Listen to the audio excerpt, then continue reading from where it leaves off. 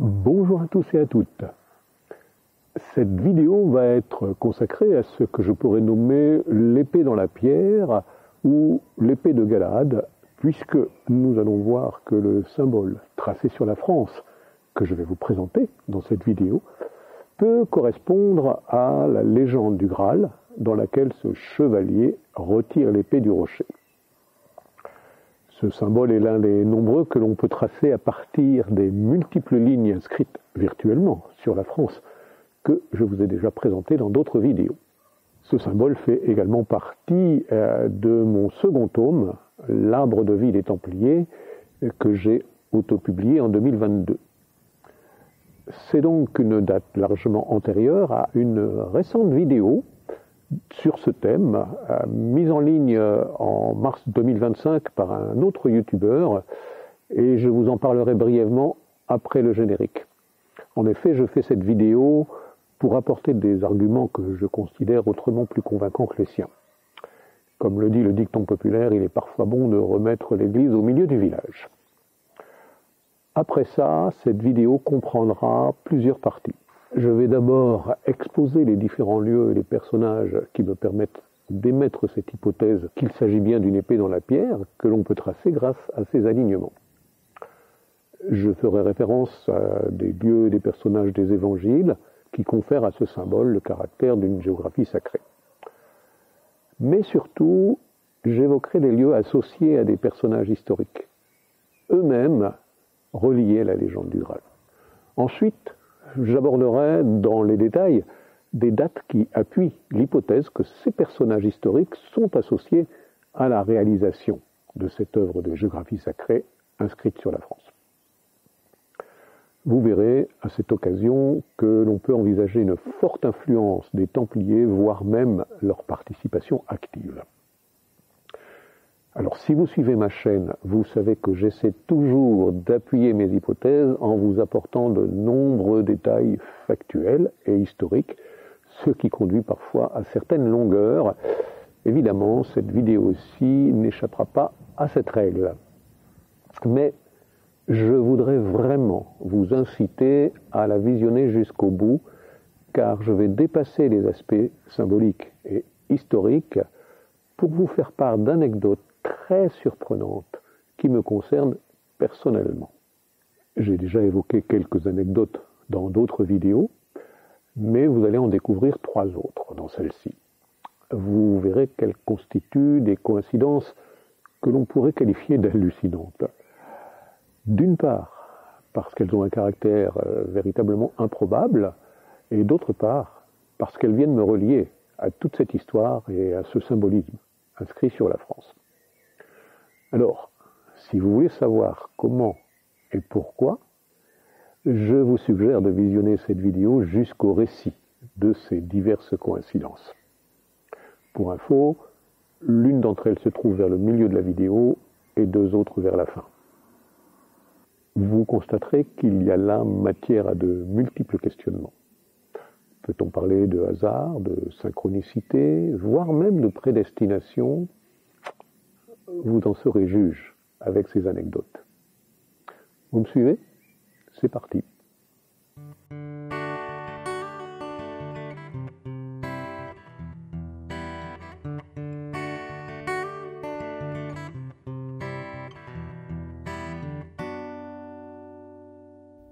Nous sommes fin avril 2025 au moment où je tourne cette vidéo. Et il y a quelques semaines, un youtubeur qui a quelques dizaines de milliers d'abonnés et qui se consacre à l'histoire, souvent avec des recherches très alternatives et des arguments pas toujours convaincants, et ceci est une autre histoire, c'est que ce youtubeur a publié une vidéo dans laquelle il considère avoir découvert le véritable secret de l'affaire de Rennes-le-Château. Pour lui, il s'agit d'une épée virtuelle dessinée sur la France, mais évidemment, les lignes sur lesquelles il se fonde sont très différentes de celles que je vais vous proposer aujourd'hui. Il va d'ailleurs dans cette vidéo jusqu'à se considérer très sérieusement comme le roi, puisqu'il a retiré l'épée du rocher.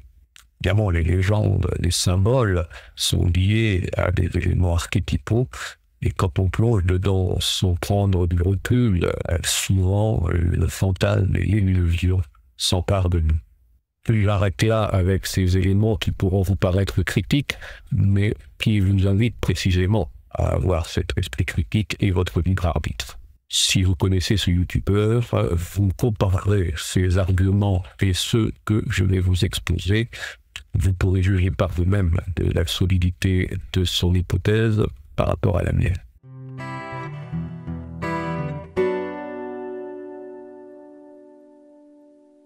Le premier argument qui me fait dire qu'il s'agit bel et bien d'une épée, eh bien, c'est l'existence de porteurs d'épée dans les textes des évangiles à des points importants de ce que vous voyez d'abord comme une croix. La branche horizontale de cette croix, qui est d'ailleurs la branche horizontale de ce que j'ai nommé la croix des rois, va du mont Saint-Michel à un village qui s'appelle Saint-Jure, et Saint-Jure est donc correspondant à Saint-Georges, puisque l'église de ce village est Saint-Georges, et que Jure est un dérivé de Jürgen en allemand. Nous avons sur l'axe vertical un village qui s'appelle la rue Saint-Pierre, donc destiné à Saint-Pierre, comme son nom l'indique, et nous verrons qu'il y a une date historique de changement de ce nom qui permet de situer les dates de réalisation de ce message initiatique. Saint-Michel, Saint-Georges, a priori, quand on connaît l'iconographie chrétienne, on sait qu'il s'agit d'une part d'un archange et de l'autre d'un chevalier, légendaire certes, mais c'est un humain, et tous les deux sont porteurs de lances et d'épées. Donc on a là deux porteurs d'épées. Pour Saint-Pierre, c'est un peu moins bien connu, mais si vous connaissez les textes des évangiles, vous vous souvenez qu'à un moment de l'arrestation de Jésus dans le jardin des Oliviers, eh bien Saint-Pierre tire l'épée et va couper l'oreille d'un officier romain. Donc nous avons, pour composer ce symbole, cette épée dans la pierre, trois personnages masculins porteurs d'épée. Même un indicateur qui nous permet d'envisager qu'il s'agit bel et bien de cette épée. Mais vous pensez bien que ça n'est pas suffisant, il faut aller plus loin.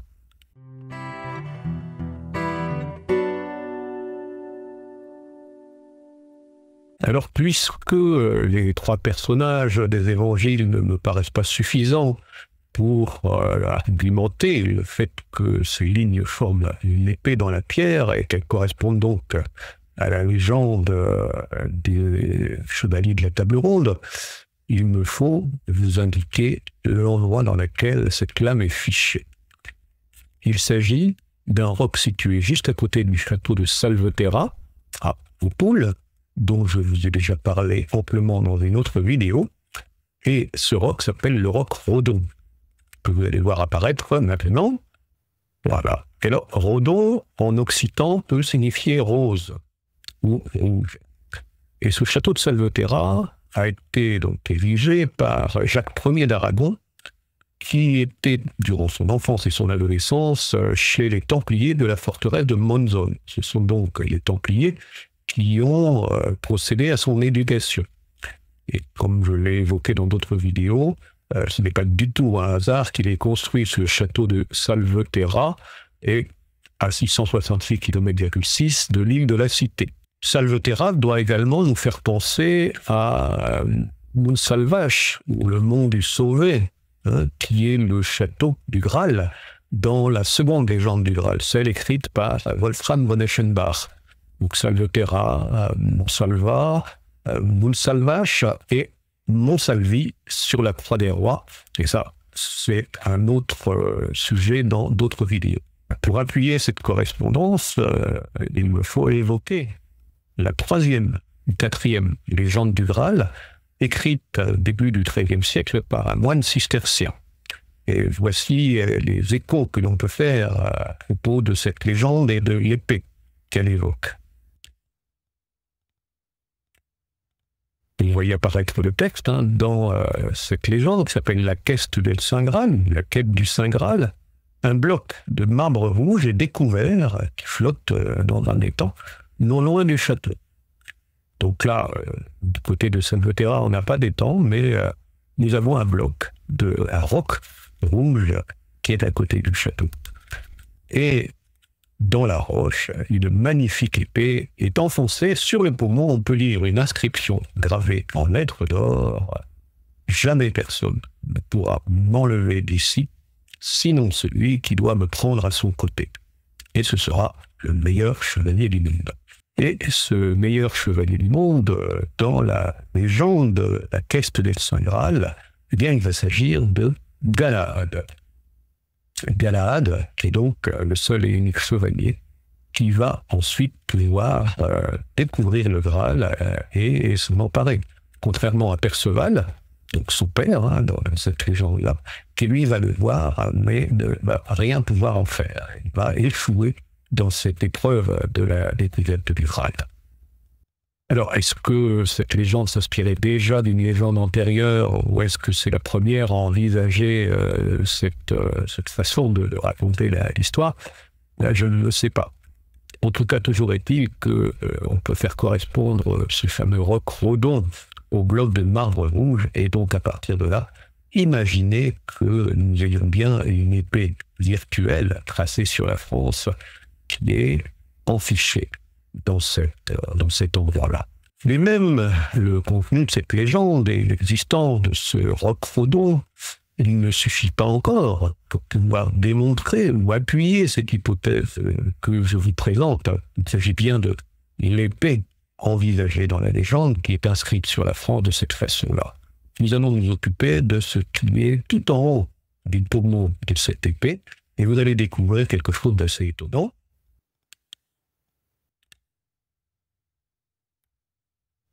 C'est que, en passant par la rue Saint-Pierre, donc dédiée à Saint-Pierre, qui dans d'autres symboles peut être considéré comme la porte du paradis, eh bien nous arrivons à l'embouchure de Lara à Gravelines, un lieu dont j'ai également parlé dans d'autres vidéos, que là se trouve tout autant au début de la croix de pierre, donc la croix des rois, ou à la fin de cette croix de lumière, et donc aussi à la fin de cette lame, de ce poumon de l'épée.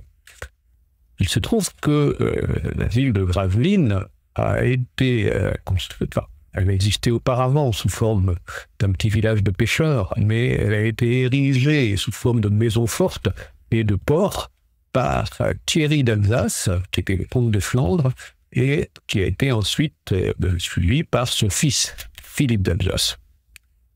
Il se trouve que le personnage de Thierry d'Alsace est très intéressant par rapport au Graal, puisque c'est lui qui va ramener en 1149 la fameuse relique du 500 à Bruges. Cette relique lui a été confiée en Terre Sainte, et il l'a reçue à la fois en remerciement de ses bons services militaires de la part du roi de Jérusalem, et à la fois en protection de cette relique, car les seigneurs francs avaient bien compris qu'ils n'allaient pas pouvoir garder Jérusalem sous leur férule. Donc, il faut noter d'ailleurs que Thierry d'Alsace va choisir de finir ses jours à Gravelines. Donc c'est assez étonnant, puisqu'il y a des villes beaucoup plus somptueuses, et non, il préfère finir ses jours dans cet endroit-là. Donc on peut imaginer qu'il y accordait une importance tout à fait particulière. Ceci est sans doute corroboré par son fils, puisqu'il continue les travaux, et c'est lui qui va être le commanditaire auprès de Chrétien de Troyes de la première légende du Graal, à savoir Perceval ou le comte du Graal. Donc là, nous avons le commanditaire de la légende du Graal tout au nord de cette épée, et nous avons le bloc de marbre rouge qui apparaît dans la troisième légende du Graal. Là, on a quand même des indicateurs, des indices tout à fait probants qu'il pourrait bien s'agir d'une épée virtuelle et de la seule et unique épée du Graal sur la France. Et cette épée, donc, serait donc celle de Galahad. Et là, il me faut vous narrer une anecdote personnelle tout à fait étonnante, voire hallucinante.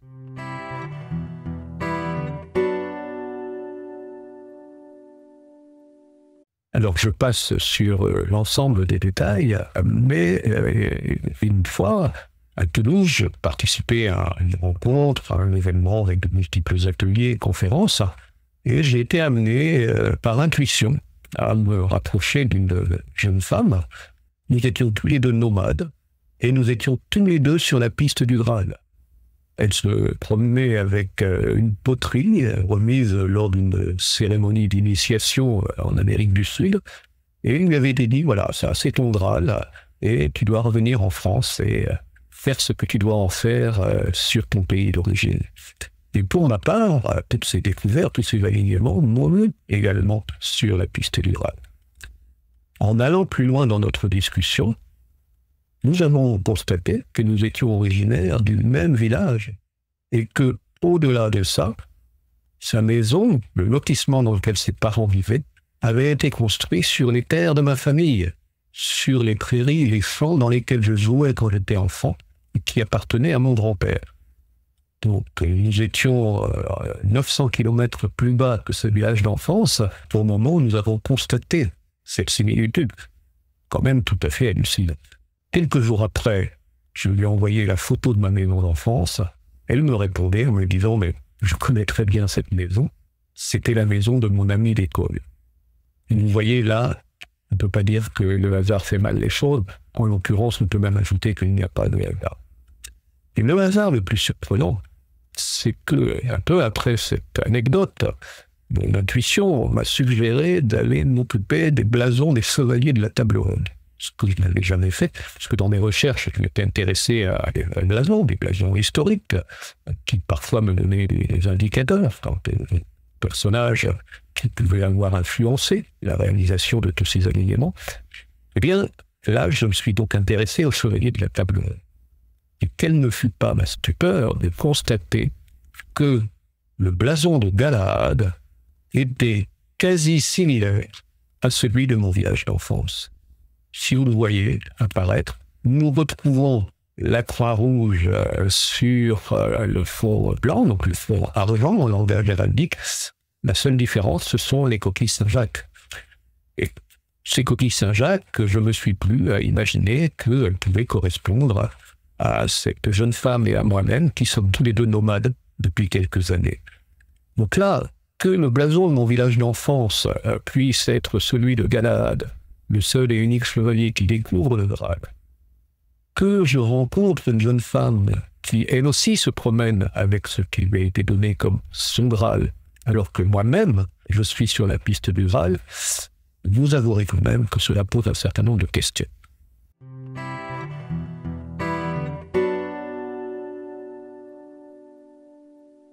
En plus de ces correspondances, on pourrait ajouter un autre élément qui amènerait cette fois-ci une rencontre entre le masculin et le féminin dans cette symbolique de l'épée dans la pierre. En effet, si on observe le socle dans lequel est fichée cette épée, on peut s'étendre au-delà du roc-rhodon et constater que nous avons un losange un peu irrégulier, mais qui est formé par les figures féminines. Nous avons la figure donc de Marie, du côté de Lourdes d'Étarab, la figure de Marie-Madeleine, du côté de la Sainte-Baume, Saint-Maximin de Sainte-Baume, et nous avons Sainte-Anne, Anna, au dolmen Na Christiana. On peut ajouter qu'à l'intérieur de ce losange, nous trouvons un village qui s'appelle Aigues-Vives. Alors, il y en a plusieurs en France, mais celui-là est à équidistance de la partie ouest et de la partie est, c'est-à-dire de Lourdes et de la Sainte-Baume. C'est assez étonnant, et c'est ce village d'Aigues-Vives, d'ailleurs, qui m'a permis de découvrir l'existence de cet axe vertical. Je vous passe les détails des calculs que j'avais faits à l'époque. Ce qui est encore plus étonnant, c'est que le sommet de ce losange, donc par lequel passe l'axe vertical pour aller jusqu'au roc-rhodon, eh bien ce sommet passe par un mont qui s'appelle l'Aubrespi, auquel j'ai également déjà consacré une vidéo. Donc l'Aubrespi est à 666 km de la rue Saint-Pierre et à 666 mètres d'altitude. Et le hameau qui est au pied de l'Aubrespi, quant à lui, est à 666 km du mont Saint-Michel, et ce hameau s'appelle Copujol. Côte Pujol, qui signifie l'union dans la joie.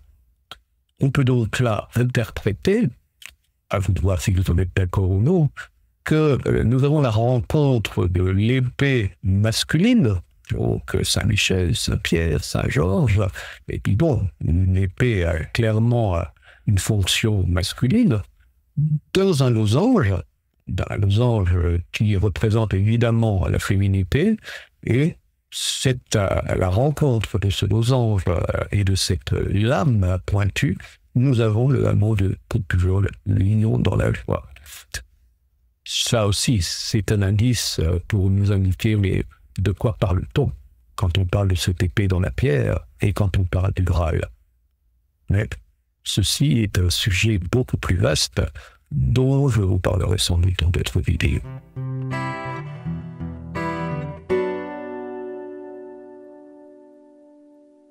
Et je vais maintenant vous donner quelques dates qui peuvent appuyer l'hypothèse que j'émets dans cette vidéo. Il faut savoir par exemple que au tout début de la période dans laquelle je pense que ces œuvres de géographie sacrée, dont cette épée dans la pierre, ont été réalisées, nous avons des premières donations qui sont effectuées à l'abbaye de Clermarais. L'abbaye de Clermarais qui est une abbaye cistercienne qui a été créée en 1140, et les premières donations surviennent vers 1145 et elles se suivront pendant plusieurs décennies.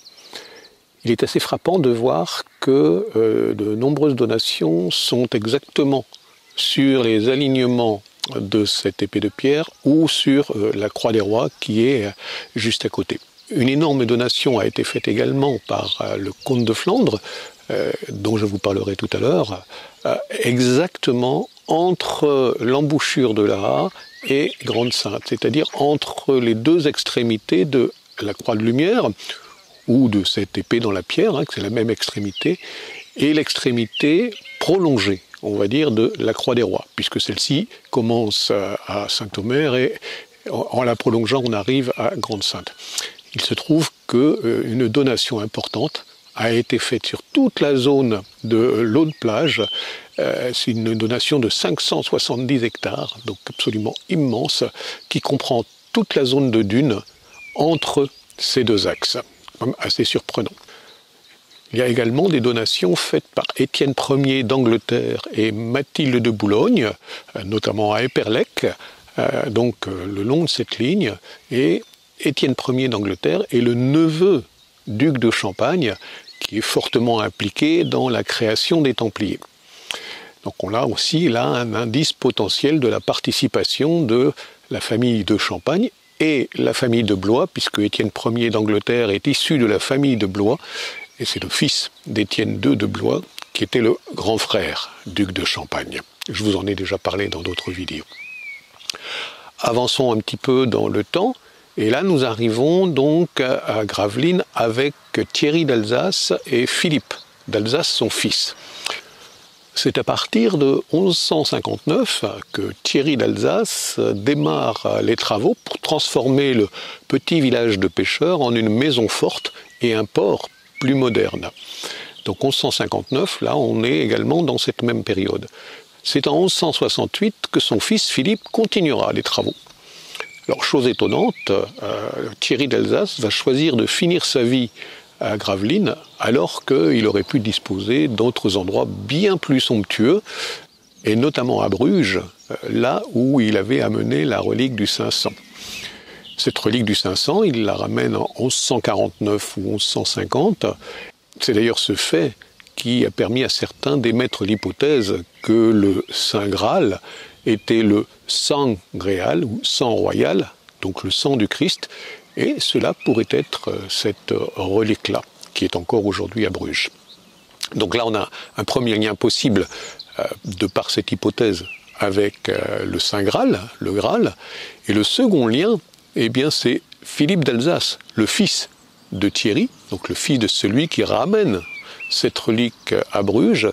En 1181, Philippe d'Alsace va être le commanditaire, le mécène du premier conte du Graal, donc Perceval ou le conte du Graal, écrit par Chrétien de Troyes.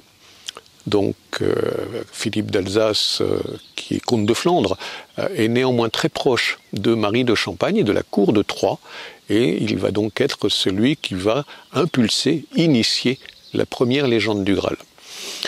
On peut imaginer effectivement qu'il se référerait à cette relique ramenée en Europe par son père. Mais cela fait partie des hypothèses, on n'en a aucune certitude. Et pour en terminer avec Gravelines, il faut citer qu'en 1212, Louis VIII, qui est à ce moment-là futur roi, puisque son père Philippe Auguste règne encore, eh bien Louis VIII va s'emparer de Gravelines. Donc évidemment, il lorgnait sur la couronne d'Angleterre pour différentes raisons. D'ailleurs, entre 1216 et 1217, il va tenter de conquérir la couronne d'Angleterre sans succès. Et durant ce temps-là, d'ailleurs, Philippe Auguste conquiert un certain nombre de terres et mène un certain nombre de batailles.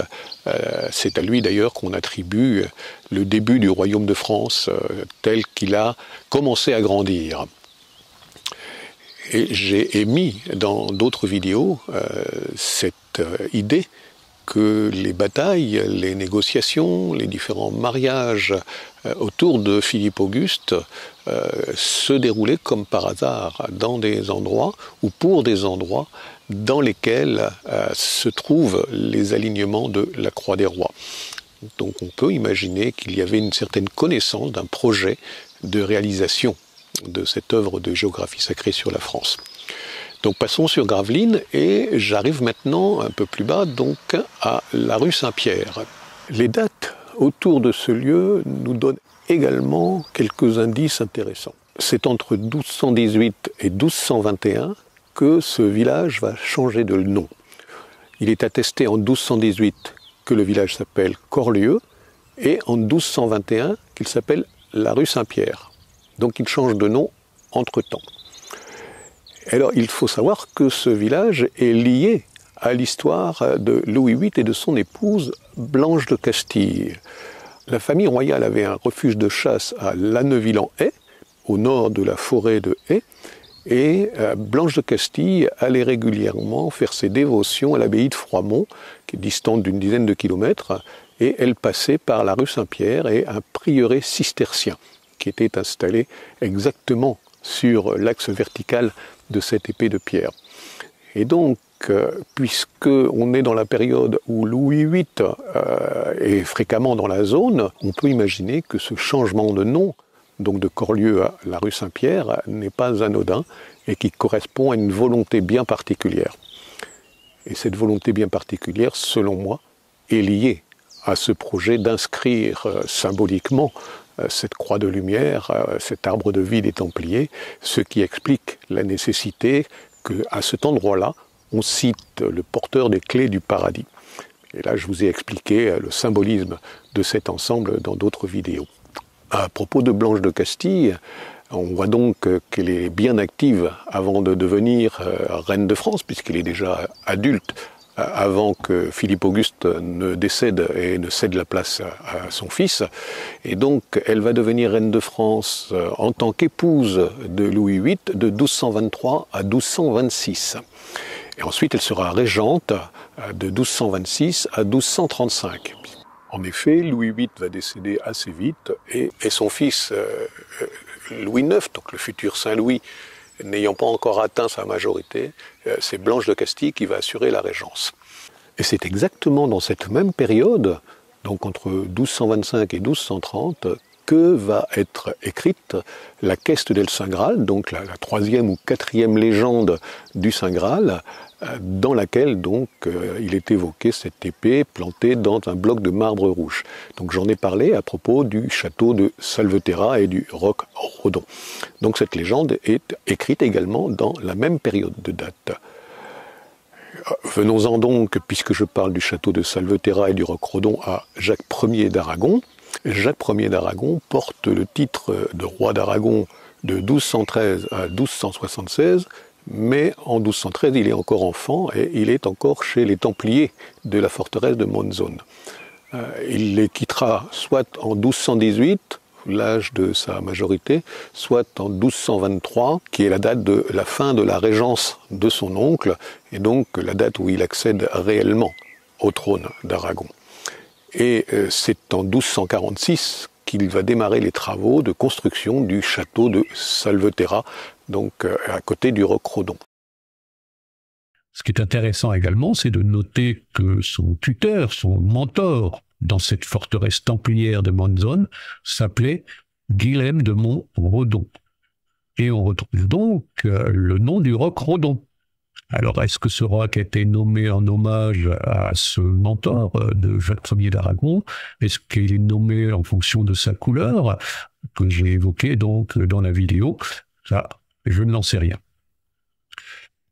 Il faut également parler de la Sainte-Chapelle. Je n'en ai pas parlé dans la vidéo, mais elle se trouve au croisement de la garde et de la lame et du pommeau de cette épée de pierre. Donc c'est le lieu central de cette épée, et elle a été voulue par Louis IX pour abriter les reliques de la Passion du Christ, qu'il a acquise entre 1239 et 1242. Vous voyez donc à travers ces dates que l'ensemble des lieux de l'axe vertical de cette épée de pierre sont liés aux personnages, et vous constatez qu'ils sont tous liés entre eux, d'une manière ou d'une autre, et qu'il y a une relative proximité avec les Templiers.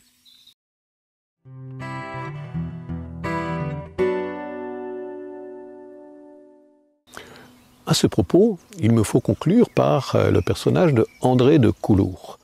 André de Coulour fut le précepteur, donc le patron, le maître des Templiers de la province de France. Donc pas le grand maître de l'ordre, mais le maître de la province de France, et il a exercé 2 mandats. Un premier mandat en 1204 et 1205, et un second mandat de 1209 à 1221. Ce qui est très intéressant avec André de Coulour, c'est que la face arrière, donc le verso de son sceau, est répertorié à la Bibliothèque nationale de France, et il s'agit d'un abraxas.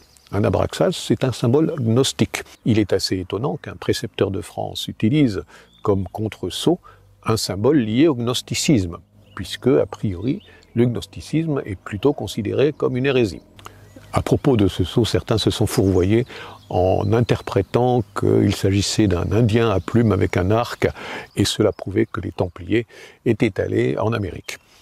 Ceci est un autre sujet, ce n'est pas impossible, mais c'est en tout cas pas l'Abraxas qui nous en donne la clé. L'Abraxas, symbole gnostique, nous indique plutôt qu'il y avait un intérêt pour des choses cachées, pour des choses ésotériques, et donc André de Coulour, compte tenu de la durée de son mandat, de la période de son mandat, et de son intérêt avoué par l'intermédiaire de ce contre-sceau pour l'ésotérisme, pourrait bien être celui qui a supervisé pour les Templiers la réalisation de cette œuvre de géographie sacrée.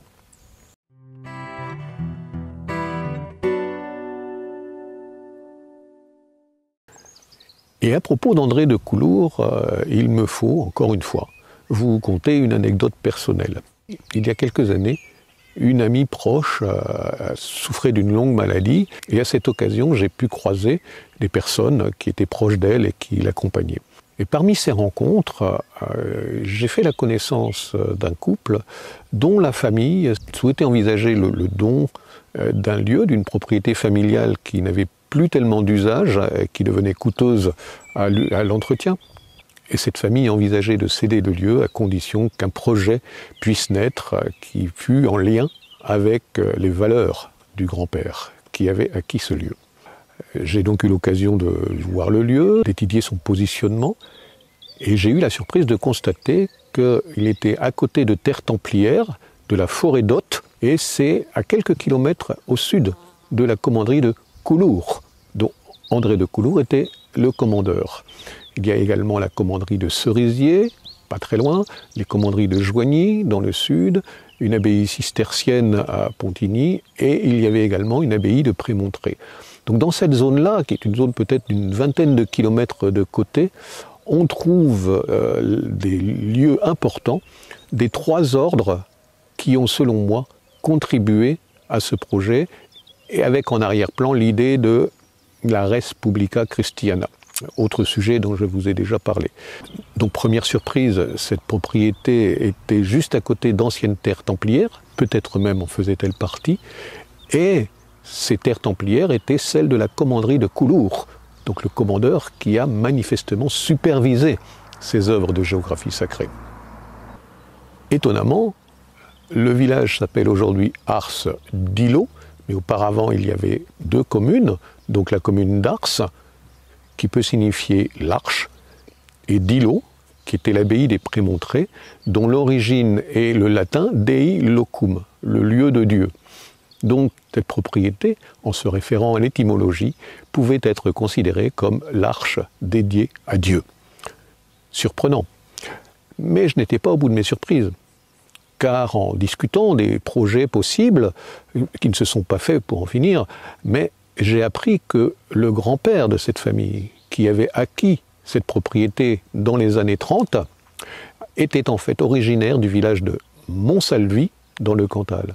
Donc là, cette propriété est entre Sens, Auxerre et Troyes, et donc à plusieurs centaines de kilomètres de Montsalvi, il se trouve que le grand-père était originaire de ce village de Montsalvi. Et si vous avez regardé d'autres vidéos de la chaîne, vous vous souvenez sans doute que Montsalvi est exactement au pied de la Croix des Rois, donc à 666 km du lieu-dit La Croix à Blandec, juste en dessous de là à Saint-Omer. Et vous vous souviendrez aussi que le blason de ce bourg de Montsalvi doit se décrire ainsi. Ici, sur la terre, se trouve le pied de la croix du Christ. Donc, vous voyez là une conjonction de coïncidences, une de plus, j'allais dire, tout à fait frappante, qui vient contribuer à l'ensemble des questions que je me pose quant à tout ce qui m'arrive.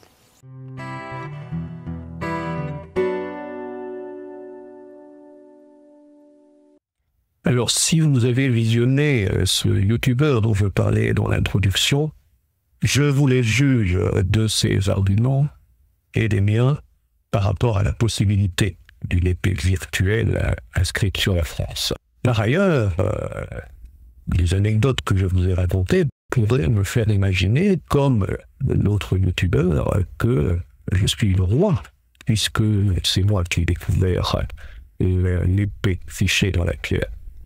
On pourrait même rajouter que dans cette vidéo, il évoque l'affaire de Rennes-le-Château et le fameux parchemin dans lequel, après décodage, on peut lire que le trésor est à Dagobert et à Sion. Bon, à propos de ce parchemin, il semblerait que ce soit plutôt une transformation assez récente de la fin du XIXe siècle d'un ancien parchemin qui s'appelle le Codex Bezae. On ne peut donc pas trop se fier à cette version utilisée par quelques-uns des amateurs de l'affaire de Rennes-le-Château. Néanmoins, on peut s'amuser de ces nouvelles coïncidences que je vais vous citer maintenant. Il se trouve que je suis justement d'une lignée qui porte le nom Sion. Je vais vous montrer la photo d'une plaque sur mon caveau de famille. Et vous y voyez le nom de mes grands-parents. Ce caveau se trouve justement dans le village au blason quasi similaire à celui de Galahad, avec cette anecdote de la jeune femme rencontrée à Toulouse, elle aussi porteuse d'un Graal. Vous vous souvenez de ce que j'ai évoqué dans cette vidéo? Eh bien, cerise sur le gâteau de coïncidence, cette jeune femme porte un nom de famille qui, à une lettre près, est celui de Dagobert. Alors, même si la phrase de ce parchemin qui attribue le trésor à Dagobert et à Sion est probablement issue d'une facétie, d'un fake, dirait-on aujourd'hui, on constate qu'une fois de plus, le hasard se fait lui aussi très facétieux en associant de cette façon mon existence à l'affaire de Rennes-le-Château, à son mythique trésor et au Graal.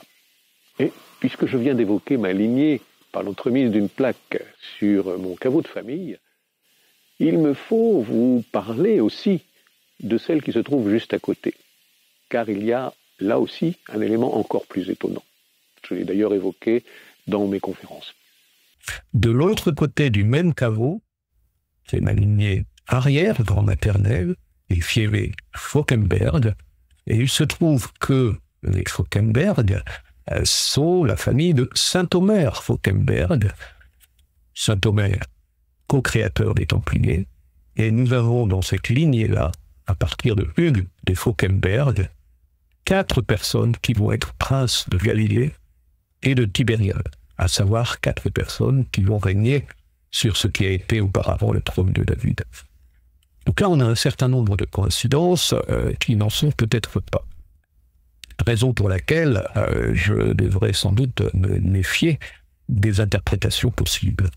Car en effet, si vous connaissez Carl Gustav Jung et ses travaux, vous vous souviendrez peut-être qu'il a bien travaillé sur les archétypes.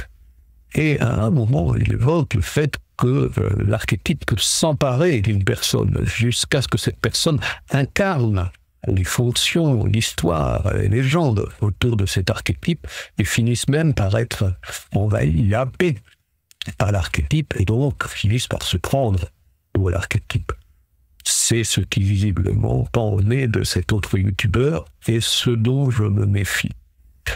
Cependant, un bon nombre d'anecdotes que j'ai déjà commencé à vous conter dans d'autres vidéos ou d'autres qui viendront peut-être par la suite s'accumulent pour poser un certain nombre de questions sur le hasard, sur les synchronicités, sur des coïncidences qui n'en sont peut-être pas. Et au final, quand on met toutes ces pièces de puzzle bout à bout, je vous avoue que je me pose beaucoup de questions sur la fonction qui est la mienne.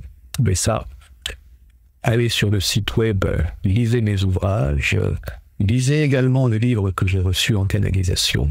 Cela vous permettra peut-être de faire votre propre idée et n'hésitez pas à m'en faire quelques échos en commentaire.